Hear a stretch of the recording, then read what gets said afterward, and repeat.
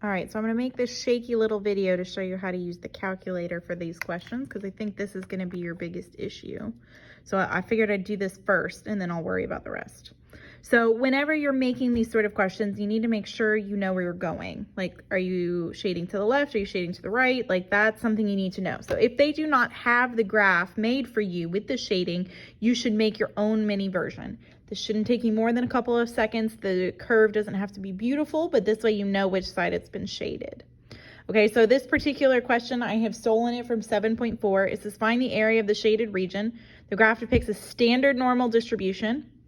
So standard normal distributions have a mean of 0 and a standard deviation of 1. So in the calculator, we're always going to use normal CDF. Normal PDF comes way later. So normal CDF.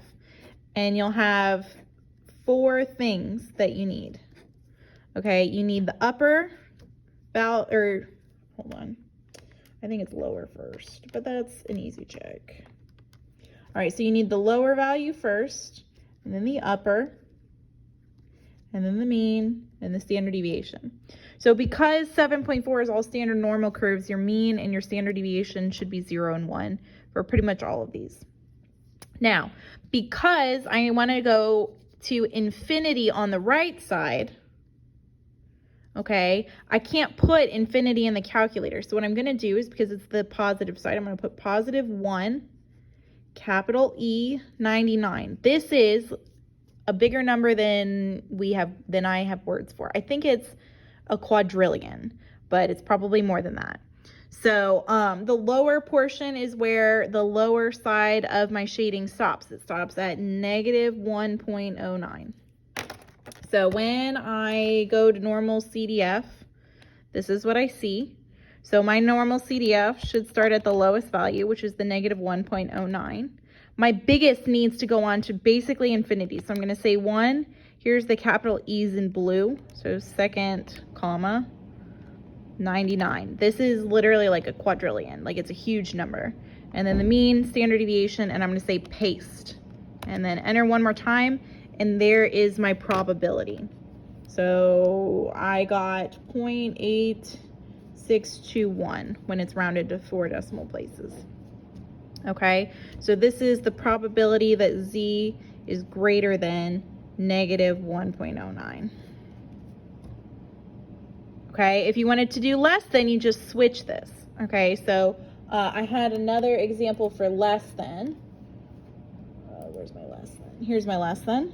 Okay, so this one looks like so, and then I'm gonna have a Z of 0.34. Hold on. So, and I want the left side of this, so I want this area.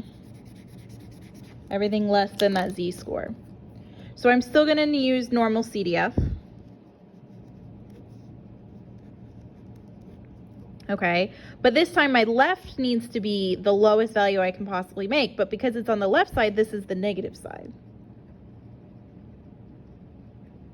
So I want a negative 1 E to the 99. Okay, and then I'm gonna go up to the highest value, which in my case is 0.34. I'll have the mean and the standard deviation.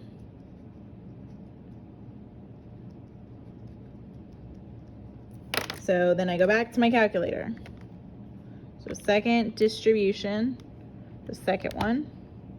My lower is going to be the negative 1 to the E of a 99. All right, and my upper is going to be the 0.34. 0.1 is still the mean and the standard deviation. So then the probability that Z is less than 0.34 is 0.6331, rounded to 4 decimal places. Okay. Now there's only one other option, and I'm gonna put it right here because I don't want to use more paper. And this is a between situation. So where's my between? Here's between. Okay.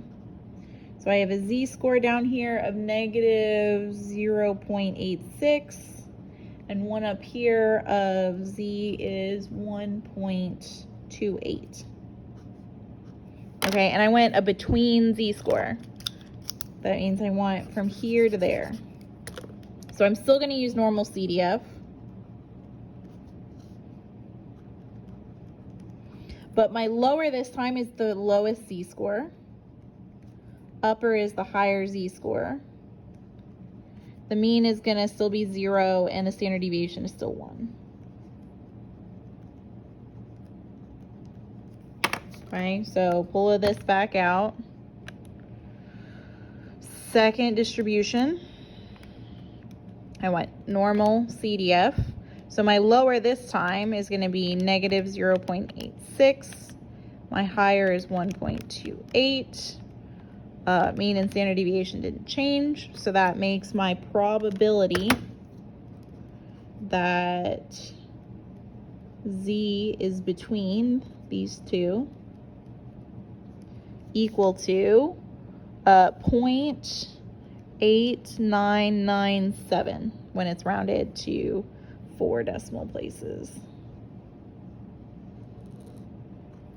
Okay, so here's just a mini video of how to use normal CDF. You will only use normal CDF throughout this whole time, but later you're going to have a different type of distribution that will have different means and standard deviations. So I have those notes. So if you get to this section, which section is this? 7-7. Okay, you're going to have a different z-score conversion, a different standard deviation conversion. Okay, because this is for multiple samples. Okay, multiple samples will have whatever your original standard deviation is divided by the square root of the sample size. But that's your new standard deviation. That's the one we put into our z-score formula. So, but I made this real quick just so you'll have something to get through at least 7.4, 7.5, and 7.6. So I'll see you later.